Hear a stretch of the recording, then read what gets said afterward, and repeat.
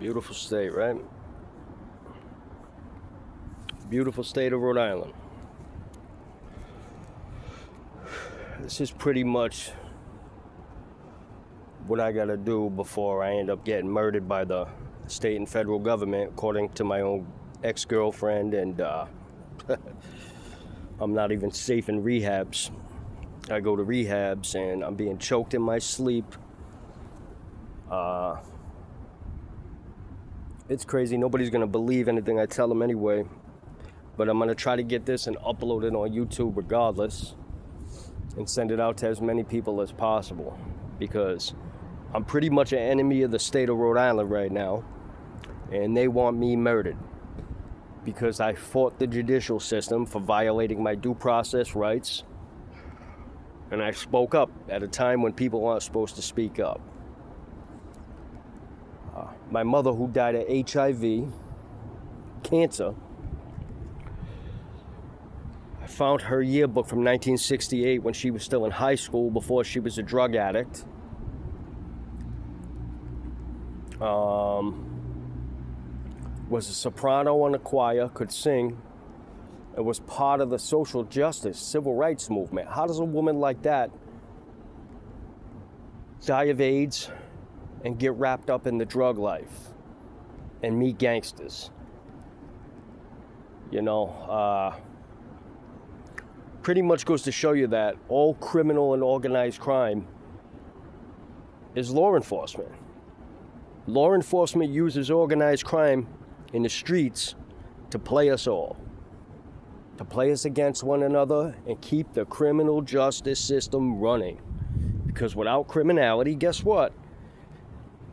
All these judges, corrupt cops, corrupt judges, and DAs would no longer have a fucking business to attain anymore. That's how a girl like my mother gets caught up in criminality, dies of HIV, and becomes part of the system, engaged in drug dealing. All I ever knew about my mother was watching her suffer from AIDS, cancer. She beat cancer, got it again. She struggled, told me my father was dead. Then I found out my father was a made man in the mafia here in New England. That brought me on a search to, try to figure out who I am, where'd I come from. Well, I had a spiritual awakening a couple years ago and found my mother's yearbook for 1968.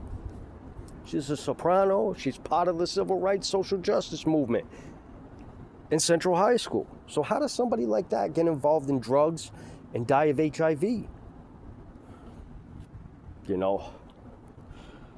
COINTEL, that's how. And now, because I'm standing up in the state of Rhode Island, they're doing the same thing to me. According to my own girlfriend, the federal government has engineered my life and death. So what do? I'm told I'm not safe in New England. I don't know. If anybody got some answers and wants to help me, I'm not even safe in mental hospitals. They try to kill me there too. That's pretty fucking sad. When you're not safe in mental hospitals, what do? Guess I gotta run. I gotta leave New England. And I don't know how I'm gonna do that with no money. And they want me to violate my bail, commit crimes, so they can kill me in prison. It's obvious. It's obvious what the government here in New England's trying to do. And because I'm smart, and I guess I have Navy intelligence, I'm a threat. Because I understand things that people who have been in the Navy and the armed forces understand, and I've never been through that. But I was raised by pretty much an uncle who was Navy intelligence, so that tells you how I know what I know. I'm not a dummy. I was on the honor roll in school. Before I caught my felonies and became a fucking loser, I was actually a really smart kid. I was a product of my environment. There's bad things. Satanic abuse is real. Satanic ritual abuse is real in New England.